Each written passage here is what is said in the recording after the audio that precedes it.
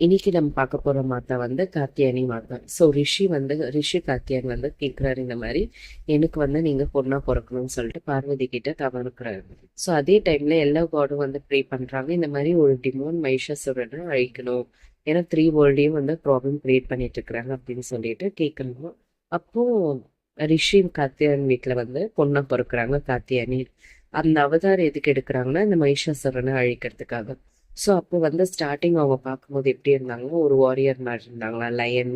அவங்க கோல்டன் ஸ்கின்ல 4 கையிலையும் வந்து 4 வெப்பன்ஸ் வச்சு லயன்ல வந்து வர மாதிரி நம்மளுக்கு ஒரு ஃபார்ம் வந்து கிரியேட் காட்டினாங்க.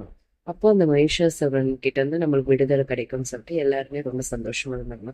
ஸோ அந்த டைம் வந்து சிவ, பிரம்மா, விஷ்ணு 3 பேருமே ஃபைட் பண்ணி, ஆனாலும் அவங்க 3 பேராலையும் ஜெயிக்க முடியாது. அவங்க என்ன பண்ணாங்கன்னா, இந்த 3 பேருமே சேர்ந்து கார்த்தியானிக்கு வந்து ஒரு ஒரு விஷயத்த வந்து கொடுத்தாங்க. இந்த வெப்பன்ஸை கொடுத்தாங்க. என்னென்ன வெப்பன் சரி பார்க்கலாம். சிவ் வந்து த்ரிஷூல் கொடுத்தாராம், விஷ்ணு வந்து சக்ரா கொடுத்தாங்க, இந்திரா வந்து வஜ்ர கொடுத்தாங்க.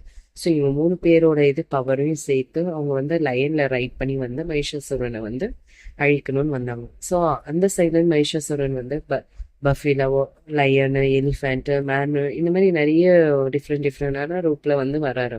ஆனாலும் கார்த்தியானி வந்து மாத்தா என்ன பண்றாங்கன்னா, அவங்க த்ரிஷூல் வச்சு அந்த மகிஷாசுரனை அழிச்சிடறாங்க. ஸோ இதனால தான் அவங்களுக்கு ஒரு நேம் மகிஷாசுர மர்தினின்னு சொல்லிட்டு கூட ஒரு நேம் வந்து வந்துச்சு.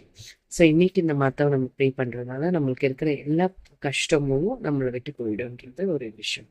தேங்க்யூ.